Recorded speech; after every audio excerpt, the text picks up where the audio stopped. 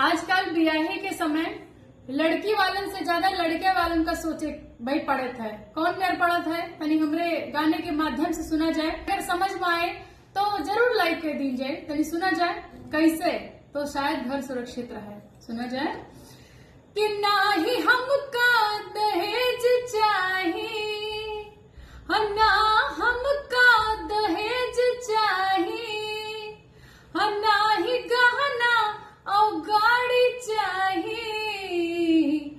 सुना समधी महान बाटे एक अरमान, बस पतोही हम संस्कार चाहिए।